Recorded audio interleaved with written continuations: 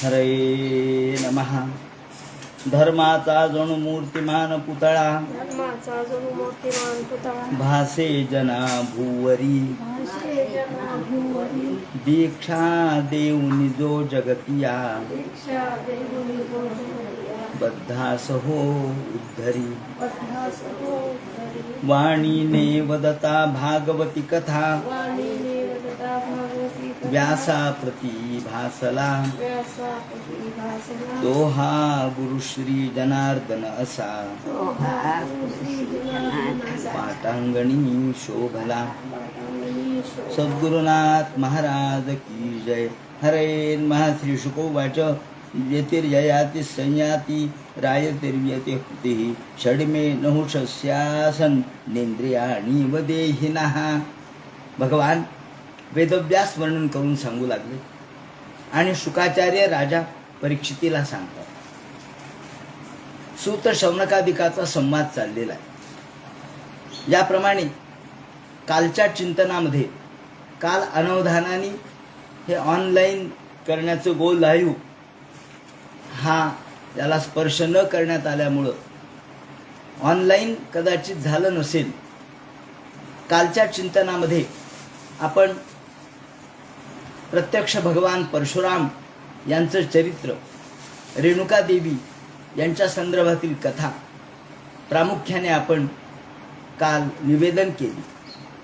ती आपल्यापर्यंत कदाचित आली नसेल, परंतु त्यानंतर कृष्ण अर्थात चंद्रवंशाचं सोमवंशाचा प्रारंभ काल आपण केलेला होता. या सोमवंशामध्ये कोण कोण राजे होऊन गेले यामध्ये प्रामुख्याने ऋग्वेदामध्ये ज्या पुरुरवा उर्वशीची कथा आलेली आहे. पुरुरवा ज्याला ऐल असं म्हणतात, तेव्हा पुरुरवा आणि उर्वशी यांचं आख्यान जे ऋग्वेदात आलेलं आहे. त्याचप्रमाणे पुढे घडलेल्या घटना, बुधाचा जन्म आणि त्यानंतर या ऋचिक यांच्यापासून पुढे निर्माण झालेला वंश आणि मग याच वंशामध्ये भगवान परशुराम, त्याचप्रमाणे परशुरामाचे वडील जमदग्नी यांचं संपूर्ण चरित्र काल निवेदन करण्यात आलं. आता आज शुकाचार्य म्हणतात यतिर्ययाति संयाति. हे राजा, पुरुरवाचा पुत्र हा आयु होता. आयु पुरुरवाला एकूण 6 मुलं झाली. त्यापैकी आयु हा ज्येष्ठ. आयुपासून नहुष झाला आणि नहुषापासून यती ययाती संयाती आयती वियती आणि कृती असे 6 मुलं झाली. आपणाला माहीत आहे की नहुष याला काही काळापुरतं इंद्रपद प्राप्त झालं, परंतु त्याला शचीची अपेक्षा होती. शचीने आपल्याबरोबर राहावं, इंद्राणी म्हणून आपल्या आसनावर बसावं अशी त्याची इच्छा होती. आणि ही इच्छा विकृत स्वरूपाची असल्यामुळं त्या वेळेला अगस्तीसारखे मोठमोठे ऋषी यांना त्यांनी मेण्याचा वाहक केलं आणि लवकर चला अशा प्रकारची आज्ञा दिली. यावेळेला अगस्तीनं त्याला शाप दिला, अरे ज्या अर्थी तुला एवढी घाई आहे, तू सर्प म्हणतोस, त्या अर्थी तू सर्प होशील. आणि तो सर्प होऊन या पृथ्वी तलावर पडला. पण त्याच्या पूर्वी या नहुषाला 6 मुलं झालेले होते आणि हे 6 मुलं नहुष, या नहुषाची जी पत्नी आहे, जी ययातीची आई, ती कोण तर विरजा नावाची आहे. ती आजप्य नावाच्या मानुषी पितृगणाची कन्या होती. आता पितृगणामध्ये प्रकार आहेत, त्याचं सूक्ष्म विवरण आपण दुसऱ्या स्कंदात केलंय की काही देव पितृगण आहेत, काही पितृगण आहेत, काही मानुष पितृगण आहेत. पितृगणामध्ये सुद्धा फरक आहे. तर या नहुषाची जी पत्नी आहे म्हणजे ययातीची आई आहे, ती विरजा नावाची होती. ती आजप्य नावाच्या मानुषी पितृगणाची मानस कन्या होती. असो, याप्रमाणे या नहुषाला जे 6 मुलं होते त्यापैकी यती ययाती संयाती आयती वियती आणि कृती असे 6. हा जेव्हा इंद्रपद भोगायला गेला नहुष, आणि नंतर तो 1 वर्षाच्या आत सर्प होऊन खाली आला. तेव्हा आता राज्यावर कुणीच नव्हतं. मग यती हा मोठा होता, त्यांनी विचार केला की आपल्याला राज्य करायचं नाही, आणि तो बालपणापासूनच निरीच्छ होता किंवा तो विरक्त होता. तो राज्याचं त्याग करून वनामध्ये निघून गेला. यती निघून गेला. नंतर ययाती हा त्याचा धाकटा भाऊ हा राजा झाला, आणि ययाती हा राजा झाल्यानंतर इकडे तो राज्य करू लागला. राजाने प्रश्न विचारला, महाराज, ब्रह्मर्षी भगवान काव्य क्षत्रबंधुश्च नाहुषा, हा जो नाहुष आहे, ययाती आहे, त्याला ब्राह्मणाची कन्या कसं काय मिळाली? त्यांनी देवयानीशी कसा विवाह केला? शुक्राचार्याशी. शुक्राचार्याची मुलगी म्हणजे शुक्राचार्य तर ब्रह्मर्षी, मग ब्राह्मणाची मुलगी ययातीने क्षत्रियाने कशी केली ते आम्हाला सांगा. असं म्हटल्यावर शुक्राचार्य म्हणतात, हे राजा, एकदा दानवेंद्रस्य शर्मिष्ठा नाम कन्यका, एकदा दानवराज वृषपर्वा याची शर्मिष्ठा नावाची मुलगी होती, आणि या वृषपर्व्याच्या घरी शुक्राचार्यांचं वास्तव्य होतं. शुक्राचार्याची मुलगी देवयानी आणि वृषपर्व्याची मुलगी ही शर्मिष्ठा. ह्या मैत्रिणी सगळ्या होत्या. एके दिवशी त्या फिरत असताना, उद्यानामध्ये हिंडत असताना, पुष्पोद्यान फलोद्यान यामध्ये फिरत एका सरोवराच्या काठी आल्या, आणि सरोवराच्या काठी आल्याबरोबर या सगळ्या स्त्रियांनी आपापली वस्त्र काढून ठेवली आणि स्नान करू लागल्या. या ठिकाणी विवस्त्र स्नान करत असताना अचानक आकाशामधून शंकर पार्वती बैलावर जाताना दिसले. ते पाहिल्याबरोबर ह्या सगळ्या मुली घाबरल्या. आता आपल्याला महादेव शापून भस्मसात करतील याची काळजी वाटली, आणि पटा वस्त्र नेसले. आता या वेळेला गडबडीने काय झालं, शर्मिष्ठेने न जाणता अजाणतेपणाने देवयानीचं वस्त्र नेसलं. हे पाहिल्याबरोबर देवयानीला वस्त्र नाही. देवयानी चिडली आणि ती म्हणू लागली, का अरे काय काय काळ आलाय म्हणे हा. एखाद्या कावळ्यानी पुरोडाश म्हणजे यज्ञासाठी केलेलं द्रव्य हरण करावं, एखाद्या कुत्र्याने नैवेद्य खावा, तशा प्रकारची परिस्थिती आहे. अहो, आमचं वस्त्र म्हणजे ब्राह्मणाचं वस्त्र आहे, आणि हे एका या स्त्रियांनी नेसलं. अहो, यांच्या काय समजता, हे जे स्वतःला राजे समजतात ना, हे आमच्या वडिलामुळे यांचा राजेपण आहे. आणि एवं शपंती शर्मिष्ठा, आणि याप्रमाणे तिने अद्वा तद्वा बोलायला सुरुवात केली. आम्ही ब्राह्मण कुळातले श्रेष्ठ आहोत, आणि त्यातले भृगू कुळातले आहोत, आणि कुत्र्याने यज्ञाचा भाग घ्यावा तसं हिनी माझे वस्त्र घेतले. आता देवयानी असं बोलल्यावर शर्मिष्ठा गप्प बसेल का? शर्मिष्ठानी प्रत्युत्तर द्यायला सुरुवात केली. का ग म्हणले भटुकडे, तुझे वडील माझ्या घरी तुकडे मोडून खातात, आम्ही राजे आहोत, आम्ही दिलेल्या दानावर तुम्ही जगता, काय समजता तुम्ही स्वतःला, तुम्ही भिकारडे. असं म्हणून तिने देखील हिची निंदा करायला सुरुवात केली, जातीवर निंदा करायला सुरुवात केली.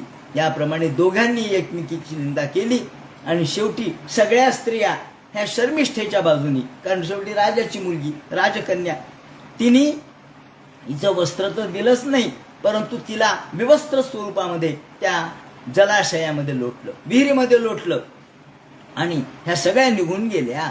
ह्या सगळ्या निघून गेल्यानंतर ही मात्र यदिदम कूपलग्नाया, त्या खोल असणाऱ्या हाडामध्ये ती पडली, आणि विचार करत राहिली की आता काय करावं.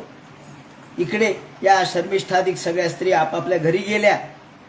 ययाती राजा एके दिवशी मृगया करत त्या बाजूने निघाला, त्या मार्गाने निघाला, आणि त्याला कोणाचा तरी आवाज ऐकू आला. म्हणजे कोणाचा आवाज आहे, मला बाहेर काढा, लवकर या, कोणी आहे का तिथे, असं ती कोणतरी म्हणते, आणि स्त्री म्हणते, बाई म्हणते, एक मुलगी म्हणते.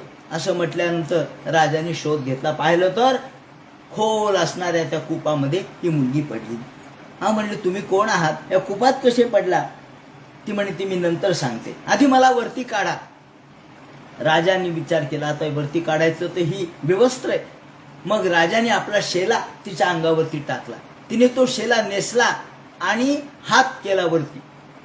हात केल्याबरोबर राजाने तिच्या हाताला धरलं, न ब्राह्मणो मे भविता, आणि तम गृहीत्वा पाणी ना पाणी मुज्जहा हृदया पराहा. पाणी ना पाणी हाताला हात लावून वरती काढलं.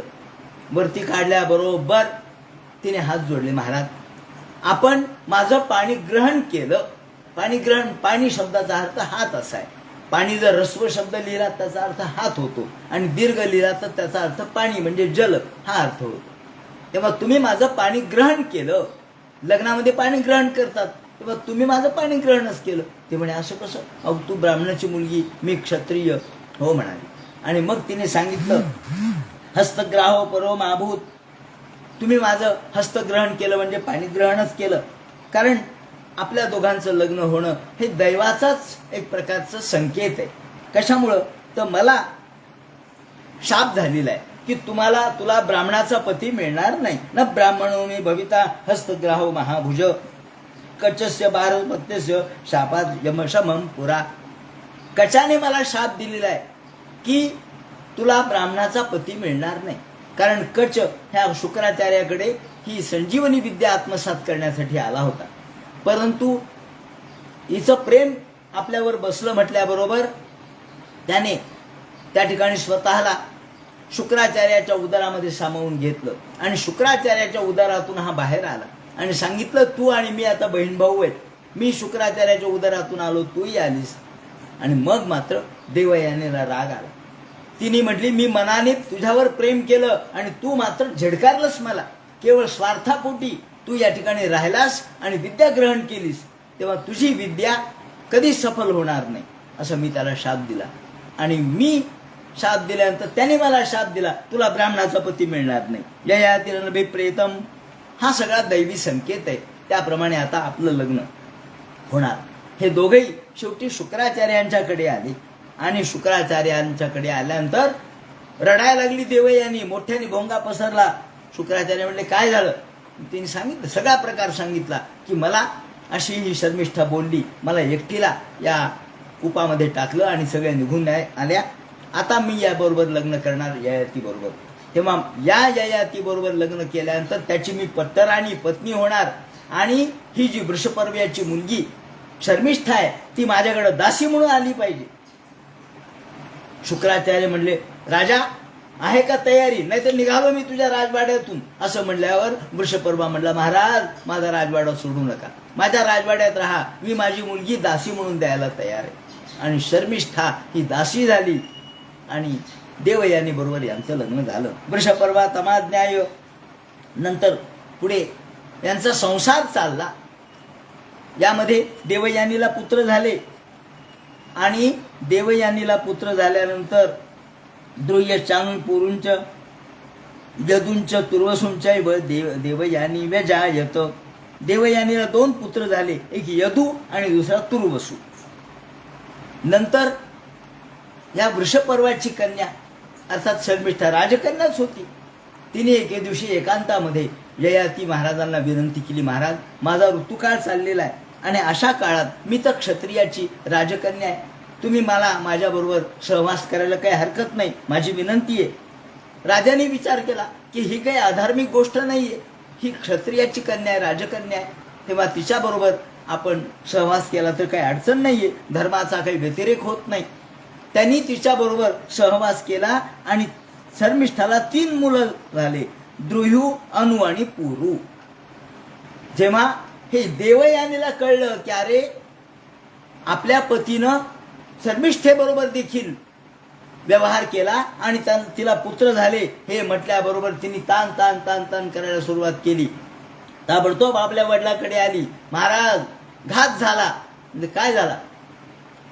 जो पती तुम्ही मला नियुक्त केला आणि ज्या पतीबरोबर मी संसार केला त्यांनी दुसऱ्या पत्नीकडं अर्थात माझ्या दासीकडे लक्ष दिलंय आणि दासीकडून त्यांनी संतती उत्पन्न केली, हे योग्य नाही, तुम्ही काहीतरी शिक्षा करा.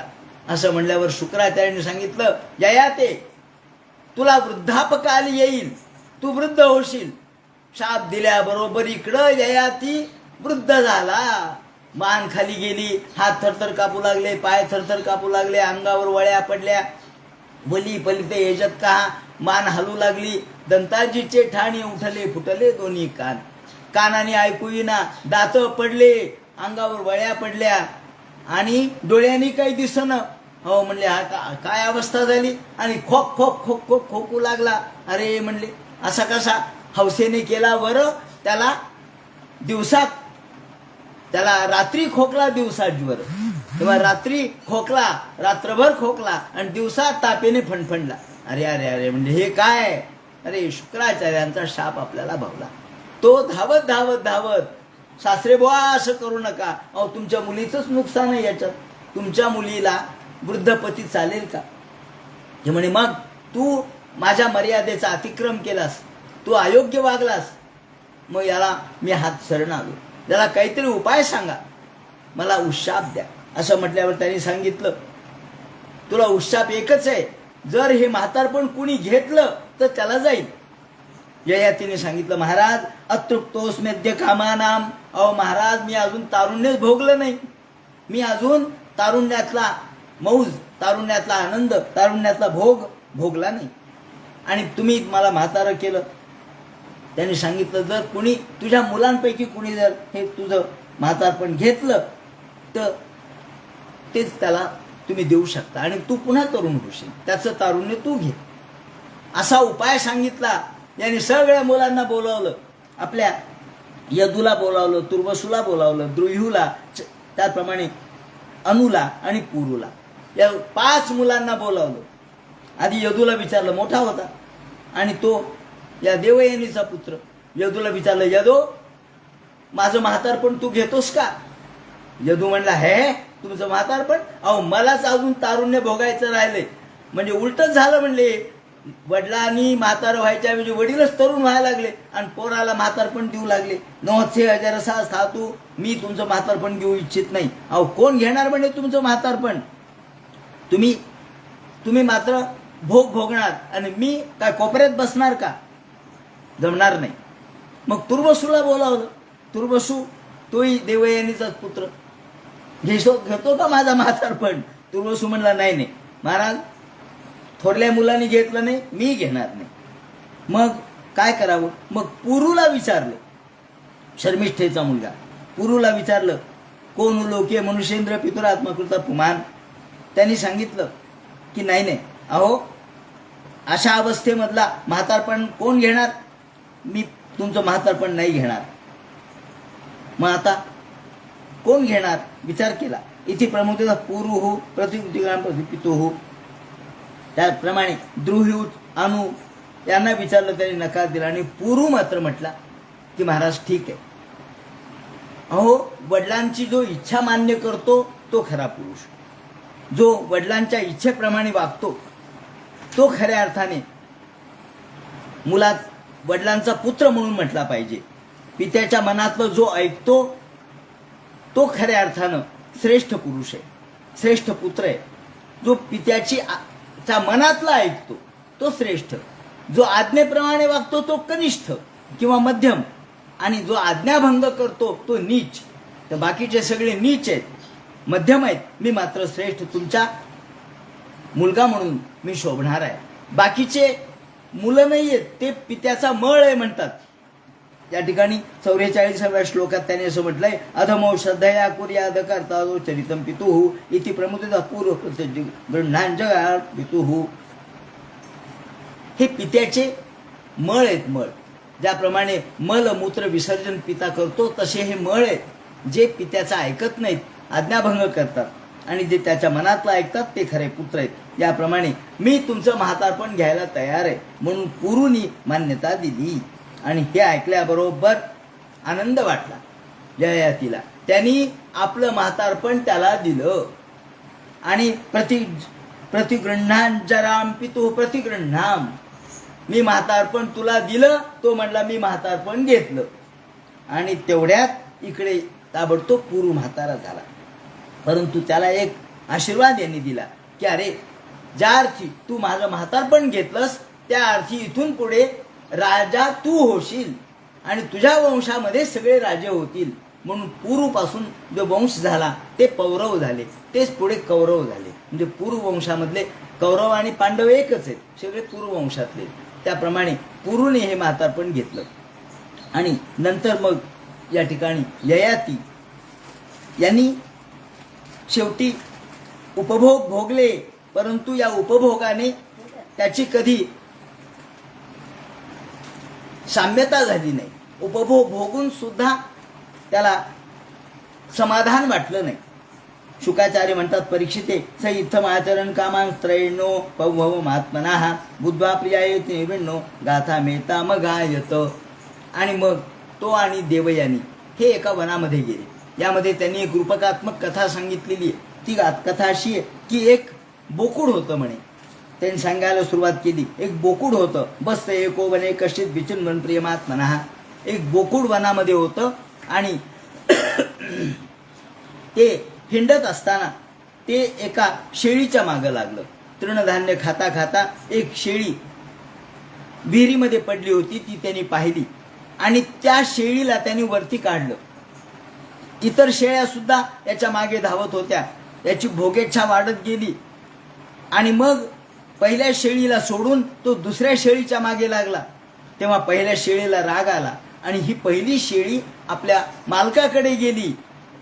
त्या मालकाकडे गेल्याबरोबर मालकानं हे पाहिलं, अरे हा बदमाश आहे, हा इतर शेळीच्या मागे लागतोय. आणि असं म्हणून त्या मालकाने लंबंत वृषणंभूय संद देवता योगवित, त्यांनी ताबडतोब त्याचं वृषण खाली पडेल म्हणून शाप दिला. त्याचं तोडलं वृषण आणि मग मात्र त्यांनी पुन्हा हात जोडले. त्याने क्षमा मागितली आणि पुन्हा त्या शेळीशी रममाण होण्यासाठी पुन्हा त्यांनी हे वृषण जोडून दिलं. संबंध वृषण सोपी ह्याच्या या उपलब्धया कालम बहुचितम भद्रे कामयनाद्यापि तुष्यती. मात्र एवढं सगळं करून सुद्धा त्या बोकडाचं समाधान काही झालं नाही. माणसाला समाधान भोगाने कधीच होत नाही. या ठिकाणी न जातो काम कामानाम, न जातो काम कामानाम मुपभोगेन शाम्यती हविषा कृष्ण वर्तमेव भूय एवाभिवर्धते. या ठिकाणी ययाती म्हणतो न जातो काम कामानाम. हे आपल्या पत्नीला देवयानीला तो सांगतो की कामाची शांती कधी कामाने होत नसते, भोगाची शांती कधी भोगाने होत नसते. कारण भोगाने काय होतं, भोगच वाढत जातो. भोगाने माणसाची भोग प्रवृत्तीच वाढते. का? त्याचं कारण त्यांनी सांगितलंय, हविषा कृष्णवर्तमेव भूय एवाभिवर्धते. अग्नीमध्ये जर आपण तूप टाकत राहिलो तर अग्नी कधी शमत नाही. अग्नीमध्ये जसं जसं तूप टाकावं तसा अग्नी वाढतच जातो. तसं आपण जितक्या इच्छा कराव्यात तितक्या इच्छा वाढतच जातात. इच्छेने इच्छा कधी संपत नसतात. भोगाने भोगाची समाप्ती कधी होत नाही. भोगावर त्याग हा उपाय आहे. त्यागाने भोगाला मारायचं असतं, भोगाने भोगाला मारता येत नसतं. म्हणून ते म्हणतात माणसाच्या इच्छा ह्या कधीच संपणाऱ्या नाहीत, त्या अतृप्तच राहतात. यदानुकृते भावम. आणि म्हणून मात्रा स्वस्था दुहित राहावा ना विविक्ता सनो भवेत बलवान इंद्रिय ग्रामो विद्वांसमपि कर्षती. या ठिकाणी एक महत्वाचा श्लोक शुकाचार्यांनी म्हणजे व्यास महर्षींनी लिहिलेला आहे. कोणता? मात्रा स्वस्था दुहित राहावा ना विविक्ता सनो भवेत. मात्रा आई असो, बहीण असो, स्वस्त्रा सासू असो, दुहित्रा मुलगी असो, ना विविक्ता सनो भवेत. आपण त्यांच्यासोबत एका आसनावर कधी बसू नये. कोणती स्त्री असू द्या, तिच्या आसनावर आपण त्यांच्यासोबत कधी बसू नये. मग ती बहीण असो, मुलगी असो, आई असो, एका आसनावर बसू नये. का? ते म्हणतात बलवान इंद्रियग्रामो. इंद्रियग्राम माणसाचा इतका बलवान आहे, माणसाची इंद्रिय शक्ती इतकी बलवान आहे की विद्वांसमपि कर्षती. मोठमोठ्या विद्वानांना सुद्धा ती आकर्षित करते. मोठमोठे विद्वान सुद्धा या भोगेच्छेपुढे नांगी टाकतात आणि भोगेच्छेला समर्पित होतात. हा श्लोक लिहिला आणि त्या ठिकाणी जैमिनी मीमांसा शास्त्राचे उद्गाते व्यासांचे शिष्य बसलेले होते. आणि हे ऐकल्याबरोबर ते जैमिनी म्हणाले, महाराज अहो तुमच्या श्लोकामध्ये एक चूक आहे. म्हणजे काय? विद्वांसमपि कर्षती असं तुम्ही म्हटलंय. हो म्हणले, बरोबर आहे माझं. नाही म्हणे, विद्वांस नापि कर्षती असं म्हणायला पाहिजे. विद्वान लोक आकर्षित होत नाहीत असं म्हटलं पाहिजे. ते म्हणे नाही, माझं बरोबर आहे. नाही हो म्हणले, असं कुठं असतं का? मोठमोठे विद्वान एवढे आचार्य हे कसे काय आकर्षित होतील. आणि त्या ठिकाणी त्यांचा संवाद संपला. संपल्यानंतर बरेच दिवस झाले. व्यासांनी एकदा परीक्षा पाहायचं ठरवलं आणि व्यासांच्या त्या आश्रमामध्ये जैमिनी बसलेले असताना सायंकाळ झाली. पाऊस पडत होता. थोडा अंधार दाटून आलेला होता. या वेळेला व्यास महर्षींनी एका स्त्रीचं रूप धारण केलं आणि बगीच्यामधून फिरत फिरत ती स्त्री येत असताना आश्रमातून येताना यांनी पाहिली. जैमिनी बसले होते. जैमिनी पाहिलं, अरे कोणीच नाही आश्रमात, एकांत आहे आणि ही स्त्री आली आहे. तेव्हा तिला विचारलं, का हो बाईसाहेब, तुम्ही कशासाठी आलात? ती म्हणे, काही नाही, सहज आले. म्हणले, तुम्ही तरुण दिसता, तुमचं लग्न झालं नाही वाटतं अजून? म्हणे, नाही झालं. तुम्हाला लग्न करण्याची इच्छा असेल तर मी आहे म्हणले, माझ्याबरोबर लग्न करा, माझे लग्न झालं नाही अजून. जैमिनीकडे पाहिल्यानंतर ती स्त्री म्हणजे व्यास होते. ते म्हणले, हो पण माझी एक अट आहे म्हणले, लग्न मी करेल तुमच्याबरोबर. म्हणे, अट काय? काही नाही, हा जो आश्रम आहे त्या आश्रमाभोवती 3 फेऱ्या मारायच्या, पण तुम्ही त्यासाठी घोडा व्हायचे किंवा घोडी व्हायचे आणि मी तुमच्या पाठीवर बसेल आणि चाबूक मात्र मारील, तो सहन करायचा. ते म्हणले, काय पाहिलं इकडे तिकडं कोणीच नाही आहे आश्रमात, मग आपल्याला या स्त्रीला घेऊन हिंडायला काय हरकत आहे, 3 प्रदक्षिणा तर मारायचं. म्हणले, हरकत नाही. ती बसली त्यांच्या पाठीवरती आणि हा घोडे झाले. 1 प्रदक्षिणा झाली, दुसरी झाली, ती बरोबर चाबूक मारत होती पाठीवर आणि 3री प्रदक्षिणा झाल्याबरोबर खाली उतरली. त्यांना वाटलं आता हिच्याबरोबर आपल्याला लग्न करता येईल. तेवढ्यात व्यासाने आपलं रूप प्रगट केलं. म्हणले, जैमिनी, शिष्य जैमिनी, आबा बाबा व्यास महर्षी, आपण नमस्कार केला. का हो? म्हणले, विद्वांसमपि कर्षती, खरंय का खोटंय? हा म्हणले, बरोबर आहे, बरोबर आहे, तुमचं अगदी खरंय. न जातो काम कामाना उपभोगेन शाम्यती. त्याप्रमाणे ते म्हणतात, मात्रा स्वस्ता दुहित राहा, ना विविक्ता सनो भवेत, बलवान इंद्रिय ग्रामो विद्वांसमपि कर्षती. पूर्ण वर्ष सहस्रम मे. या ठिकाणी हा ययाती म्हणतो, हे देवयानी, अगं किती 1000 वर्ष मी आयुष्य भोगलं, माझं तारुण्य तर भोगलं, मी माझ्या पोराचंही तारुण्य घेतलं, परंतु माझी मनोकामना पूर्ण झाल्या नाहीत, माझ्या इच्छा पूर्ण झाल्या नाहीत, तृष्णा पूर्ण झाली नाही. तथापि जानुसवरम तृष्णा तेषुपजायते. त्या ठिकाणी तृष्णा, माणसाची जी तृष्णा आहे, तृष्णा म्हणजे माणसाची भोगासक्ती, ही सनातन आहे. मग छोट्या छोट्या या एवढ्या कथेवर आधारित तर वि. स. खांडेकर नावाच्या कादंबरीकारांनी ययाती नावाची कादंबरी लिहिली, यावरच लिहिली. त्यांनी छोट्या छोट्या गोष्टीचं आपल्याला आकर्षण असतं. अगदी आपल्याला जिभेचं आकर्षण आहे, गरम गरम भजे खावेसे वाटतात, हे आकर्षणच आहे. त्याचप्रमाणे एखाद्या सुंदर अशा प्रकारच्या स्त्रीचं नृत्य पाहावंसं वाटतं, सिनेमे पाहावेसे वाटतात, नाटकं पाहावेसे वाटतात, संगीत ऐकावंसं वाटतं. हे सगळे जे पंचेंद्रियाच्या गोष्टी आहेत त्या सगळ्या आकर्षणाच्याच आहेत. आणि माणसं या छोट्या छोट्या सुखाच्या मागं धावतात आणि सुखाच्या मागं धावता धावता किती आयुष्य जातं कळतही नाही. ते म्हणतात, मानवी प्रवृत्ती, सनातन प्रवृत्ती माणसाची कोणती आहे तर भोगासक्ती. मात्र त्याला त्याग हा एकमेव उपाय आहे. परंतु त्यासाठी आधी भोगाचा अनुभव घ्या आणि मग त्यागाकडे जा. परंतु यतीने काय केलं, यतीला नंतर वेड लागलं म्हणे आणि यती पुन्हा परत आला होता. का तर अर्धवट जो ज्ञानी आहे तो वेडा होतो, जो अर्धवट ज्ञानी आहे अर्धवट सोडून जातो. मग भोग सुद्धा पूर्ण भोगले पाहिजेत. त्रिविध तापे पोळला तोची एका अधिकारी झाला परमार्थासी. याप्रमाणे ते म्हणतात, या ययातीनं आपल्या पत्नीला देवयानीला सांगितलं आणि मी 1 वर्षभर नव्हे 1000 वर्ष मी भोग भोगले, परंतु माझ्या भोगाची तृष्णा समाप्त झाली नाही. तस्माद एतामहं त्यक्त्वा ब्रह्मण्याधाय मानसम्.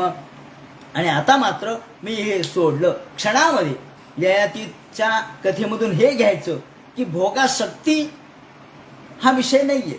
भोगावर शेवटी त्यागाने कशी मात केली.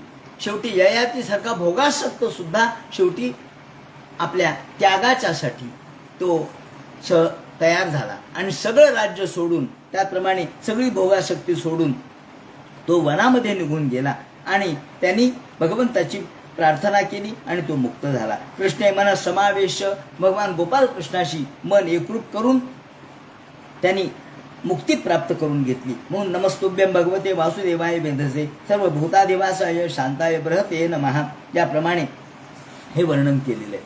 त्यानंतर ययातीची कथा सांगितल्यानंतर पुढे ते म्हणतात, पंख फुटलेलं पाखरू जसं घरट्यात थांबत नाही तसा हा शेवटी वनामध्ये निघून गेला. 20व्या या अध्यायामध्ये पूर्ववंशाचा पुढचा इतिहास सांगतात. पूर्ववंशामध्ये पुढे ब्राह्मण वंशीय काही राजे झाले. त्यानंतर जन्मेजय झाला, त्याचा प्रचिनबाण झाला, त्याचा प्रवीर झाला. त्यापासून नमस्यू, चारुपाद, सुद्यू, बहुगव, संयाती, त्यापासून अहंयाती, त्यानंतर रौद्राश्व, त्याचा ऋतेयू, त्याचा कुक्षेयू, त्याच्यापासून स्थांडिलेयू, त्यानंतर कृतयू, जलेयू, संततेयू, धर्मेयू, सत्ययू हे सगळे त्यांच्यापासून एकमेकापासून झाले. त्यानंतर व्रतेयू झाला, त्यानंतर वनेयू झाला, हा घृताची अप्सरेपासून झाला. ह्या 10 मुलं घृताची अप्सरेपासून झाले. आणि ऋतेयूचा रंतिकार झाला, रंतिकाराचा सुमती झाला, सुमतीचा ध्रुव झाला, ध्रुवापासून अप्रतिरथ झाला आणि त्यांच्यापासून कण्व झाला. आता इथपर्यंत हे आख्यान त्यांनी सांगितलं. आणि कण्वापासून मेधातिथी झाला, मेधातिथीचा प्रस्वाप झाला, त्याच्यापासून सुमती, त्याचा रैभ्य आणि त्याचा दुष्यंत झाला. याप्रमाणे हे सांगायला सुरुवात करतात. हा दुष्यंताची कथा या ठिकाणी भागवतामध्ये वर्णन केलेली आहे. हा दुष्यंत हा रैभ्यापासून झाला. आता दुष्यंत आणि शकुंतला यांच्या कथेच्या अनुषंगाने हे विवरण करायला सुरुवात करतात की हा कोण दुष्यंत, हा रैभ्यापासून झाला, हा पुरुवंश आहे, म्हणजे पुरुपासून झालेला वंश आहे. हा ययातीचा पुरु हा जो मुलगा आहे त्याच्यापासून झालेला, म्हणजे शर्मिष्ठेच्या पुत्रापासून झालेला हा वंश त्यांनी सांगायला सुरुवात केली. आता मोठं गंमतशीर मोठं एकमेकांच्या मध्ये राजकारण, समाजकारण, अर्थकारण आणि इतिहास असा संमिश्र अशी ही कथा आहे. कारण या कथेवर आधारित दुष्यंत शकुंतला यावर आधारित महाभारतामध्ये वेगळं विवरण आहे, भागवतामध्ये वेगळं विवरण आहे आणि त्याचबरोबर याच्यावर नाटक लिहिलंय. हे नाटक कालिदासांनी लिहिलंय, अभिज्ञान शाकुंतलम नावाचं. ह्या नाटकाच्या अनुषंगाने सुद्धा याचं विवरण आपण या ठिकाणी करणार आहोत. शुकाचार्य म्हणतात, परीक्षिते विदतस्तो मृत्यूर मन्युर ब्रक्षतो जयस्ततः महाविद्यो नर गर्ग संकृतेस्तो नरात्मजाः. त्याच्या आधी या ठिकाणी रंतिदेवाची कथा या ठिकाणी त्यांनी थोडक्यात सांगितलेली आहे. हा रंतिदेव जो होता हा 48 दिवस उपाशी राहिला. हा रंतिदेव कोणाचा, तर त्यांनी सांगितलं हा रंतिदेव हा संकृते पांडुनंदन, संकृतीचा मुलगा रंतिदेव. हा रंतिदेव अत्यंत श्रेष्ठ दर्जाचा उपासक होता, भगवंताचा भक्त होता आणि राजाही होता. 48 दिवस त्याला उपवास पडला आणि उपवास पडला, अन्न नाही, पाणी नाही, काही नाही. कृष्ण प्राप्त कुटुंबस्य, बरं एकटा नाही, सगळ्या कुटुंबासह 48 दिवस उपाशी राहिला. आणि ज्या वेळेला त्याच्या समोर अन्न आलं, पंचपक्वान्नाचं जेवण समोर आलं आणि आता हे जेवण घ्यायचं, सगळ्या कुटुंबाला त्यांनी दिलं, मुलगा, बायको, आपण. एवढ्यात एक अतिथी आला आणि तो म्हणाला, महाराज मी उपाशी आहे. हा तर 48 दिवस झाले उपाशी होता, पण अतिथी आल्याबरोबर विभक्तम व्यभजत तस्मै वृषलाय हरिम स्मरण, एक अंत्यज आला. अंत्यज, या अंत्यजाने हात जोडले, महाराज आम्हाला जेवायला द्या, आम्ही भूक लागली आम्हाला.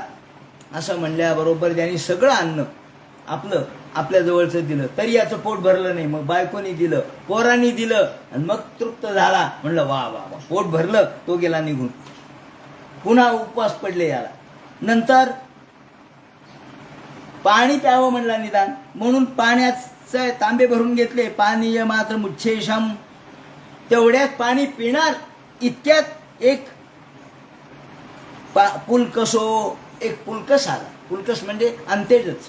हा पुलकस आला आणि तो म्हणाला, महाराज मी किती दिवस झाले तहानलेला आहे, मला पाणीच मिळालं नाही. तस्य ताम करुणाम वाचम निशम विपुला श्रमाम, मला पाणी द्या असं म्हणल्याबरोबर यांनी आपल्या तोंडचं पाणी त्याला देऊन टाकलं. इथे प्रभाष पानीयम रिमाण पिपाय सया. अन्नही नाही, पाणीही नाही आणि इतके दिवस झाले उपवासी, अन्न पाण्याशिवाय राहिला. शेवटी आता काय करावं काही कळेना. आणि मग मात्र विचार केला की आता भगवंताची प्रार्थना केली. वासुदेवे भगवती भक्त्या चक्रे मना परम. आणि भगवंताची वासुदेवाची प्रार्थना केल्याबरोबर भगवान तिथे या अंतेजाच्या रूपात प्रगट झाले आणि सांगितलं, राजा खरोखर तू धन्यस. तू स्वतःच्या समोरचं पंचपक्वान्नाचं जेवण नाकारलंस, पाणी देखील नाकारलंस आणि तू यांना अंतेजाला दिलंस. हा अंतेजाच्या रूपात मीच होतो. याप्रमाणे भगवंतांनी त्याला आशीर्वाद दिला. त्यानंतर पुढे त्यांनी वर्णन केले की की पारस्यतनयो नीप, त्याच्यापासून पुढे अजमीड झाला. अजमीडापासून बृहद्धनु झाला. त्याच्यापासून बृहत काय झाला, तसा आसीन जयद्रथ झाला. त्याच्यापासून सेनजित झाला. सेनजितापासून दृढहनु झाला. दृढहनुपासून सुचिराश्व पार झाला आणि पृथुसेन झाला. पाराचा मुलगा नीप आणि नीपस्य पुत्र शतम त्वभूत. नीपाला 100 पुत्र झाले आणि त्या नीपाचा पुत्र जो होता सकृत्व्याम, या पारचा जो दुसरा पुत्र नीप होता त्याला 100 पुत्र होते. त्या नीपाने शुकाच्या कन्येच्या बरोबर विवाह केला. असं एक या ठिकाणी विधान आलेलं आहे. काय, सकृत्व्याम शुककन्यायाम ब्रह्मदत्तम अजी जनत. शुकाची जी कन्या पृथ्वी तिच्याबरोबर यांनी विवाह केला आणि त्यांच्यापासून याला ब्रह्मदत्त नावाचा मुलगा झाला. आता मला सांगा, शुकाचार्य तर जन्मतःच विरागी होते, त्यांनी तर लग्न केलं नाही. मग हा शुक कोण? तर त्यांनी सांगितलं की हा शुक म्हणजे छाया शुक आहे. आता छाया शुकाची संकल्पना अशी आहे की शुक योगींद्र स्वतः वसिष्ठापासून शक्ती झाला, शक्तीपासून पराशर झाला, पराशरापासून व्यास झाले आणि व्यासाच्या घृताची अप्सरेपासून शुक जन्माला आले. असे शांती पर्वामध्ये विवरण आहे. व्यासांनी पुत्रप्राप्तीसाठी शंकराकडून वर प्राप्त करून घेतला होता. याप्रमाणे अरणी मंथनाच्या प्रसंगी घृताची नावाची अप्सरा आली आणि त्यावेळेला त्यांच्यापासून जो वीर्यपात होऊन पुत्र झाला तो शुक. आता वटिका ही जे त्यांची पत्नी होती जाबालीची कन्या, त्याच्यापासून जो शुक झाला तोही शुक आहे आणि हा आहे तो छाया शुक. यावेळेला त्याचं उपनयन शिवाने केलं. बृहस्पतींनी त्याला विद्या दिली. तो मोक्षधर्माचा उपासक झाला. परंतु जेव्हा व्यास म्हणाले, अरे शुका लग्न कर लग्न कर, तेव्हा याला वाटलं की आपल्या वडिलांना नाराज करणं बरं नाही. म्हणून त्यांनी छाया शुक निर्माण केला. आपल्या छायेपासूनच एक शुक निर्माण केला. हा शुक एकदा जनकाच्या नगरीमध्ये गेलेला असताना, मिथिला नगरीत गेलेला असताना, मिथिल नगरीत जनकाने त्यांची परीक्षा घेतली की हे खरोखर किती ताकदीचे आहेत, हे याची परीक्षा घ्यावी, वैराग्याची परीक्षा घ्यावी म्हणून जनकाने त्यांची परीक्षा घेतली. एका उपवनामध्ये त्यांना पाठवलं. तेथे अनेक सुंदर स्त्रिया होत्या. या स्त्रियांच्या हा नादी लागतो का, याचं मन विचलित होतं का ते पाहिलं. परंतु याचं मन कुठेही विचलित झालं नाही. आणि नंतर मात्र पिवरी नावाच्या कन्येबरोबर यांचं लग्न लावून देण्यात आलं. पिवरी नावाच्या कन्येशी यांचं लग्न लावलं. ही पिवरी कोण, तर ही बरहिषद दैवी पितृगणाची मुलगी. आता वर्णन केलं की पितृगणामध्ये दैवी पितृगण, पितृपितृगण आणि मानुष पितृगण असे 3 प्रकार आहेत. त्यापैकी दैवी पितृगणाची मुलगी बरहिषदाची ही पिवरी होती. तिच्याबरोबर यांनी लग्न केलं आणि या पिवरी बरोबर या छाया शुकाला कृष्ण, गौरप्रभू, त्याप्रमाणे भरी, देवश्रुत हे पुत्र झाले. कीर्ती नावाची कन्या झाली असं देवी भागवतामध्ये वर्णन आहे आणि नारद पुराणातही वर्णन आहे. त्याचप्रमाणे शंभू नावाचा किंवा भूरिश्रुत नावाचा पुत्र झाला आणि कृत्वी नावाची मुलगी झाली असं वर्णन पद्मपुराणात, मत्स्य पुराणात आणि विष्णू पुराणात आहे. याप्रमाणे ही कृत्वी नावाची मुलगी त्यावेळेला झालेली आहे. पुढे मात्र इकडे हे शुकाचार्य तर यांनी महानिर्वाण स्वीकारलं, कैलासात गेले, वायुरूप झाले, सूर्यमंडळात प्रवेश केला आणि सर्वत्र आत्मारूपाने राहिले. परमहंस पदवी त्यांना प्राप्त झालेली आहे. परंतु जे छायाशुक आहेत त्यांच्यापासून ही कृत्वी कन्या झाली. म्हणून सकृत्व्याम शुककन्यायाम ब्रह्मदत्त मजी जनत असं वर्णन या ठिकाणी केलंय. तेव्हा निपानी शुकाचार्याच्या मुलीबरोबर लग्न केलं, छायाशुकाच्या. त्या मुलीचं नाव पृथ्वी होतं आणि त्यांच्यापासून त्यांना ब्रह्मदत्त हा मुलगा झाला. हा अत्यंत योग तंत्रम चकार हो, हा योगशास्त्रामध्ये मोठा प्रवीण होता.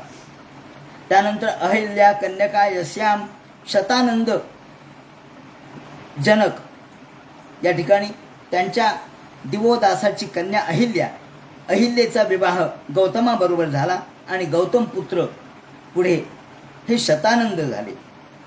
त्यांच्यापासून या शतानंद सत्यधृती पुत्र धनुर्वेद विशारद हा शतवं तसंच होतं दुर्वर्षी दर्शनात केलं.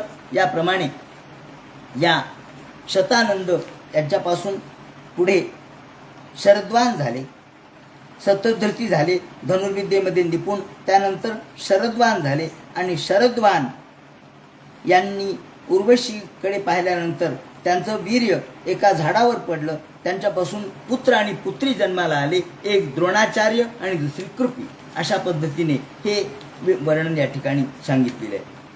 त्यानंतर आता हे सांगितल्यानंतर पुढे भरताचं आख्यान या ठिकाणी सांगायला सुरुवात करतात. भरताचा वंश या ठिकाणी सांगतात की हा भरत जो दुष्यंताचा पुत्र भरत, हा कसा, तो दुष्यंत राजा एके दिवशी वनामध्ये चक्रवर्ती राजा होता. हा फिरत फिरत फिरत वनामध्ये आला. त्यावेळेला त्याला कण्व नावाचे जे ऋषी होते त्यांच्या आश्रमामध्ये एक मुलगी दिसली. ही कण्वाची मुलगी नव्हती, कण्वाने परिपालित केलेली होती आणि ही प्रत्यक्षामध्ये अप्सरेची पुत्री आणि वास्तविक कण्वाने तिचं परिपालन केलं खरं. आणि यावेळेला कण्व कुमारस्य वने चक्रे सुमिचुता क्रिया हा शकुंतला असं हिचं नाव. शकुंतल म्हणजे एक पोपट जसा असतो त्याप्रमाणे त्याला शकुंत म्हणतात. त्या शकुंताने हिचं रक्षण केलं म्हणून त्याला तिचं नाव शकुंतला असं ठेवलं. याप्रमाणे हा दुष्यंत राजा एकदा मृगया करता करता त्या वनामध्ये आलेला असताना त्याला ही मुलगी दिसली. कण्वाश्रम पदंगता हा तत्रासीनम स्वप्रभया मंडल मृममामिव. एखाद्या लक्ष्मीप्रमाणे तेजस्वी असलेली ही मुलगी पाहिल्याबरोबर त्या राजाने प्रश्न केला, अगं तू कोण, तू कोणाची मुलगी, का त्वं कमलपत्राक्षी कस्यासि हृदयंगमे, तू इतकी सुंदर आहेस, तू कोणाची मुलगी आहेस. आणि मग तिने सांगितलं, महाराज मी विश्वामित्रात्मजय वाहम त्यक्ता मेनकया वने. मेनका आणि विश्वामित्र यांच्यापासून माझी उत्पत्ती झाली.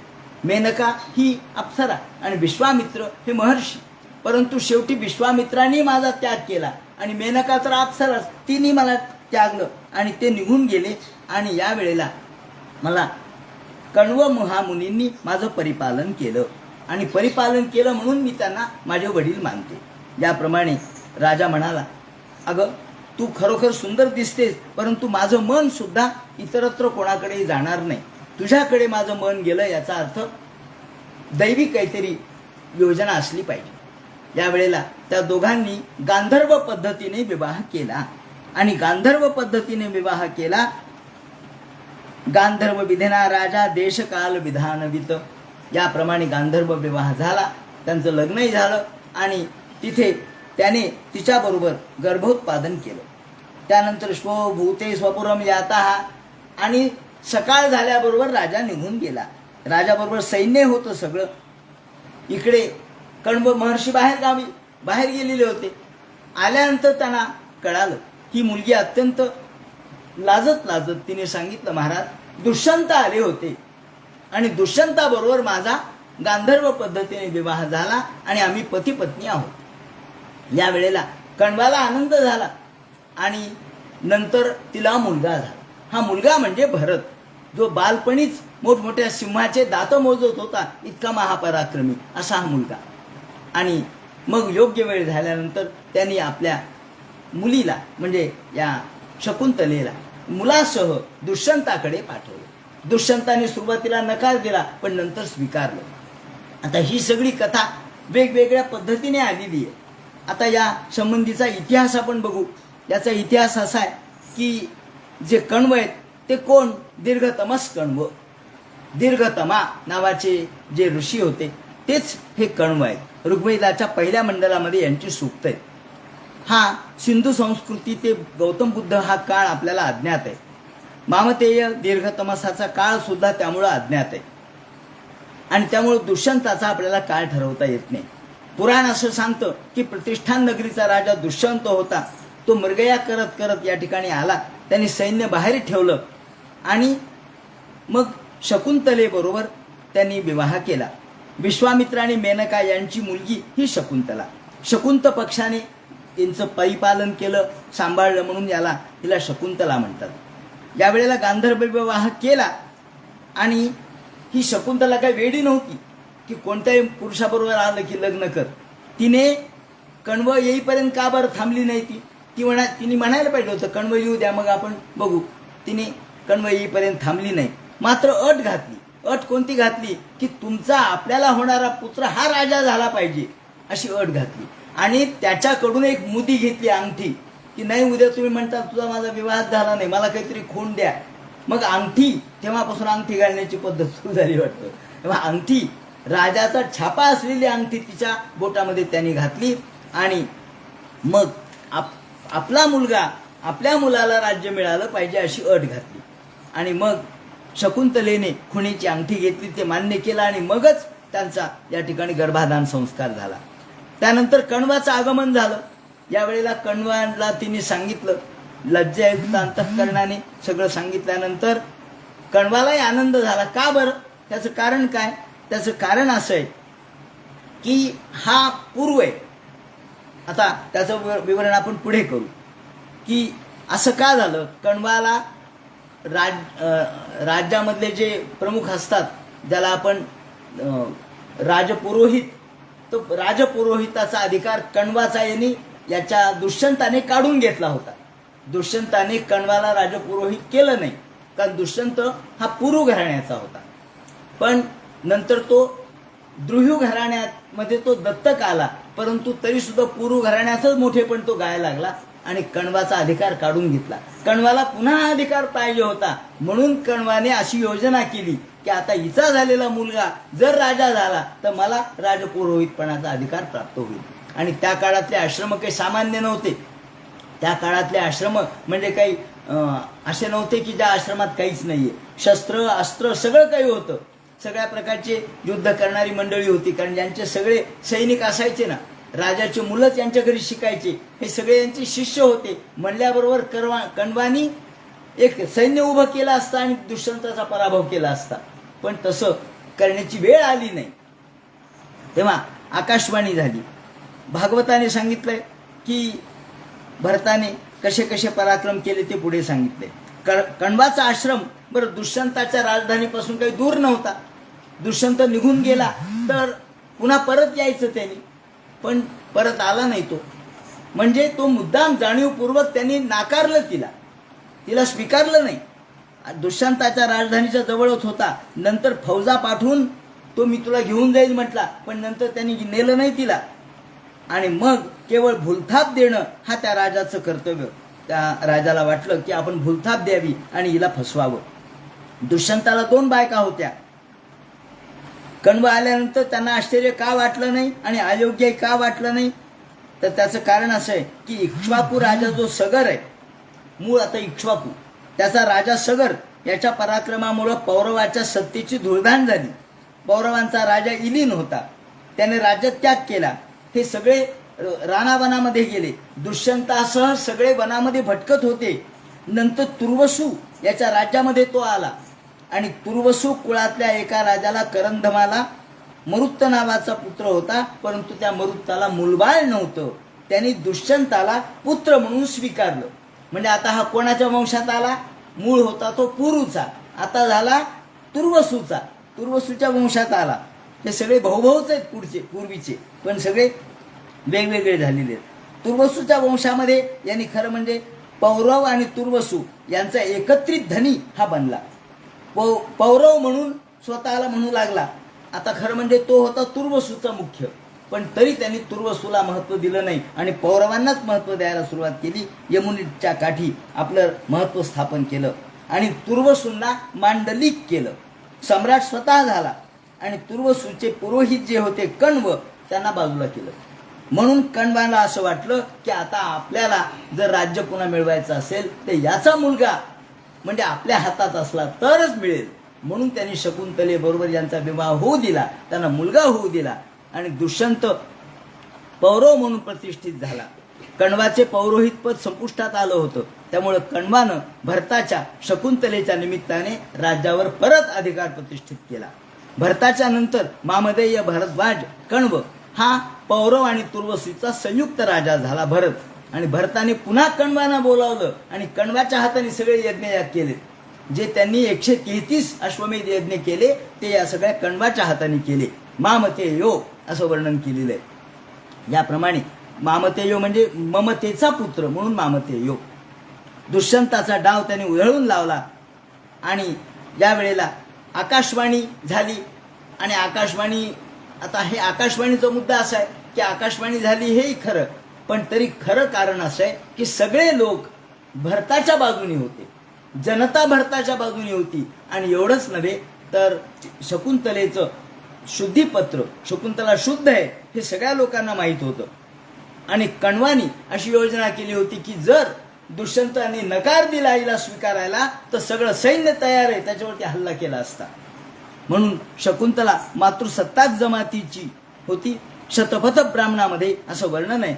या अप्सरेचा जो उल्लेख आहे तो त्या नदीवरच्या ज्या अप्सरा आहेत त्यापैकी शतपथ ब्राह्मणामध्ये त्यांनी नाडपिती अप्सरा असं वर्णन केलेलं आहे. याप्रमाणे नाटकामध्ये महाभारतात नसलेला दुर्वासाचा शाप आलेला आहे. दुर्वास महर्षी एकदा शकुंतलेच्या आश्रमात आले. शकुंतलेकडून काहीतरी अपराध झाला आणि दुर्वासाने सांगितलं की राजा तुला दिलेलं आश्वासन विसरेल आणि तुझी अंगठी हरवून जाईल. त्याप्रमाणे हिची अंगठी हरवली. जेव्हा राजाने विचारलं कशाहून तुझ्याबरोबर मी लग्न केलं, काही खूण आहे का, अंगठी कुठे आहे, अंगठी हरवली होती. आणि राजालाही आठवत नव्हतं. आणि मग पुन्हा ती अंगठी त्या ठिकाणी मुद्रिका शची तीर्थावरच हरवली आणि शची तीर्थावरच सापडली असं नाटकामध्ये वर्णन आहे.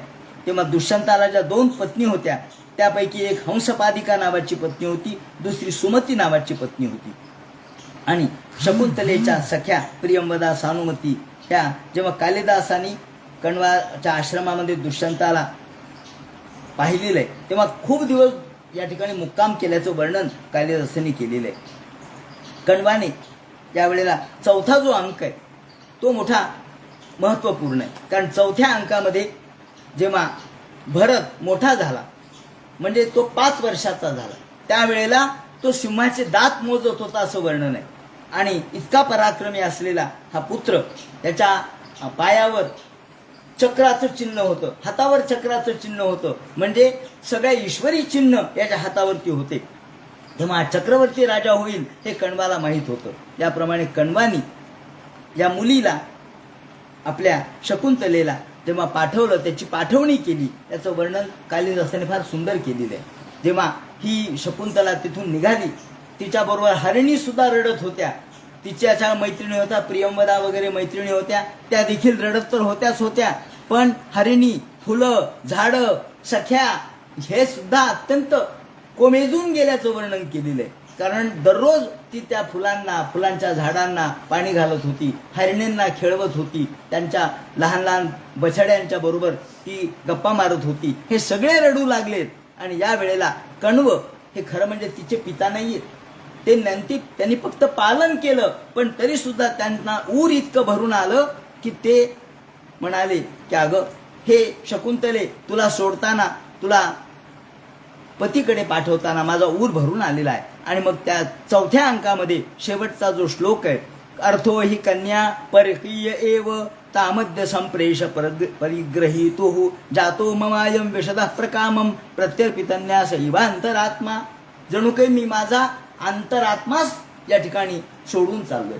जणू काही माझं बहिष्ठर प्राण तू चाललीस म्हणजे माझे प्राणच चाललेत, आता मी निष्प्राण या ठिकाणी पडेल. अर्थो ही कन्या परकीय एव. ही कन्या ही माणसाची परक्याचं धन आहे असं जे म्हणतो आपण, कन्या ही परक्याचं धन आहे. तर त्याचा अनुभव या ठिकाणी कण्व ऋषींनी प्रगट केलेला आहे की खरोखर कन्या आपण किती सांभाळली तर ती परकीयच असते, ती दुसऱ्याचं धन असते. याप्रमाणे हा जेव्हा हे नाटक, जे शाकुंतल नाटक, आपल्या लोकांनी भारतीयांनी याकडे लक्ष दिलं नाही, पण पाश्चात्य पंडित असणारा जो गटे, जो जर्मन तत्वज्ञ होता, त्या गटेनी जेव्हा हे संस्कृत शिकला, गटे संस्कृत शिकून त्यांनी नाटक वाचलं आणि ते नाटक वाचून ते डोक्यावर घेऊन नाचला. हे नाटक का तर यामध्ये जे वर्णन केलेलं आहे ते अलौकिक आहे. म्हणजे संस्कृत साहित्यामध्ये असलेलं अलौकिक वर्णन त्याच्या दृष्टीने या गटेनी डोक्यावर घेऊन नाचला. भारतीय संस्कृती किती श्रेष्ठ आहे म्हणून याप्रमाणे हा वर्णन या ठिकाणी केलं. आणि मग कण्वाने या मुलीला पाठवलं. ही मुलगी शकुंतला त्याच्या दरबारात गेली आणि सांगितलं, महाराज मी तुमची पत्नी आहे, हा तुमचा पुत्र आहे. सुरुवातीला त्यांनी नकार दिला. कशावरून? तेवढ्यात आकाशवाणी झाली की राजा हा पुत्र तुझाच आहे, ही पत्नी तू तिचा स्वीकार कर. एकीकडे आकाशवाणी झाली, हा जसा मुद्दा आहे त्याप्रमाणे सगळा समाज तिच्या बाजूने होता, हाही मुद्दा आहे. आणि त्यानंतर यामध्ये जर त्यांनी स्वीकारलं नसतं तर कण्व ऋषींच्या जवळ ते सामर्थ्य होतं की त्यांनी सैन्य पाठवून राजाला हे बाध्य केलं असतं. म्हणून त्याप्रमाणे त्यांनी वर्णन केलंय. चक्रम दक्षिण हस्तेयम, त्याच्या उजव्या हातावर चक्र होतं, पायावर पद्म होते. आणि यांनी जे किती यज्ञ केले त्यांनी सांगितले, 55 मेध्याईर. यांनी 55 यज्ञ गंगोत्री त्या ठिकाणी केले. यमुना नदीवर सुद्धा 33 यज्ञ केले. अशा पद्धतीने 133 यज्ञ, 85 यज्ञ तिकडे केले, इकडे 55 केले. अशा पद्धतीने 163 छतन हर्षवान. याप्रमाणे या भरताने जे यज्ञ केले त्या यज्ञामध्ये इतक्या लोकांना दक्षिणा दिली, इतक्या सर्व ब्राह्मणांना दक्षिणा दिली की अशी दक्षिणा कुणी कधी दिली नाही. आणि यामध्ये वर्णन त्याने असं केलंय की 55 यज्ञीय अश्व त्यांनी बांधले गंगेच्या काठी आणि यमुनेच्या काठी 78 अश्व यज्ञस्तंभाला बांधले. आणि बद्व म्हणजे 13,084 एवढ्या गायी त्यांनी दान दिल्या. आणि मशनारे नावाचं एक धर्मकृत्य केलं. हे मशनारे धर्मकृत्य म्हणजे असं आहे की 14 लक्ष हत्ती त्यांनी सोन्याने मढवून दिलेले आहेत. त्याप्रमाणे किरात, हून, यवन, आंध्र, कंक, शख, खश यांचा पराभव केला. आणि त्यानंतर या भरताने असे जे यज्ञ केले, असे यज्ञ पूर्वी कुणी केले नाही. आपल्या ब्राह्मणामध्ये हे सगळं वर्णन आलेलं आहे. या उपनिषदामध्ये याचं विवरण आलेलं आहे. आणि त्यानंतर हे उपनिषदातलं वर्णन जर आपण वाचलं तर त्याच्यामध्ये असं वर्णन केलेलं आहे की या भरताने जे यज्ञ केले त्या यज्ञाचं आणि त्याच्या महत्त्वाचं सर्व देशामध्ये, सगळ्या जगामध्ये त्याचं महत्त्व गाजलं. त्याचप्रमाणे त्यांनी ब्राह्मण नावाच्या प्रकारामध्ये अदात कर्मणी मशनारे भरतस्य महत् कर्म न पूर्वे ना परे नृपा, हा असं वर्णन केलेलं आहे. असं पूर्वी कोणी केलं नाही आणि करणारही नाही. यानंतर भरताला वास्तविक 3 राण्या होत्या आणि 3 राण्यांना 6 मुलं झाले, म्हणजे 2-2 मुलं झाली प्रत्येकीला. पण या 3ही राण्यांनी आपले मुलं मारून टाकले.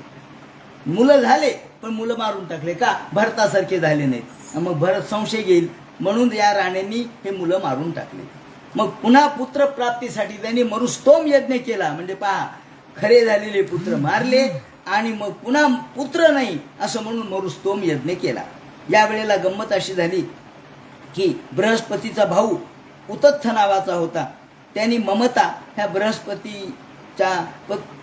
बृहस्पतीचा भाऊ जो उतत्थ, त्याची पत्नी होती ममता नावाची. त्या बृहस्पतींनी ममतेबरोबर ती गरोदर असताना संग केला. यावेळेला आतल्या गर्भाने विरोध केला म्हणून यांनी त्याला शाप दिला बृहस्पतींनी की तू आंधळा होशील. याप्रमाणे बृहस्पतीने शाप दिला. मग बरोबर संग केल्यानंतर त्यांनी ते पायाने वीर्य बाहेर टाकून दिलं आणि ते पृथ्वीवर पडलं. त्यातून पुत्रोत्पत्ती झाली. ममता त्याला टाकून देऊ लागली. बृहस्पतीने तो टाकला. शेवटी देव म्हणाले की अहो याचं पोषण पालन तुम्ही करा, म्हणून त्याला भरद्वाज असं म्हटलंय. भर म्हणजे पालन पोषण करणे. तेव्हा तुम्ही भरद्वाज म्हणजे पालन पोषण करा. पण दोघेही एकमेकावर लोटू लागले. शेवटी तो मुलगा भरद्वाज जो होता तो देवानी या भरताकडे पाठवला आणि जिथे हा मरुस्तोम यज्ञ चाललेला होता त्या मरुस्तोम यज्ञाच्या वेळेला हा पुत्र त्यांना प्राप्त झाला, म्हणून त्याला वितथ असंही म्हणतात. याप्रमाणे बृहस्तोम यज्ञामध्ये वितथ नावाचा किंवा भरद्वाज नावाचा पुत्र या भरताला प्राप्त झाला. याप्रमाणे ह्या सगळी कहाणी या ठिकाणी सांगितली. त्यानंतर भरताच्या वंशाचं वर्णन, रंतीदेवाचं वर्णन आपण आधीच केलं. नंतर पांचाल आणि कौरव मगध देशचं जे वर्णन करतील तो सगळा भाग उद्याच्या चिंतनात सांगण्यात येईल. हरे नमः. पुंडलिक वरदे हरे.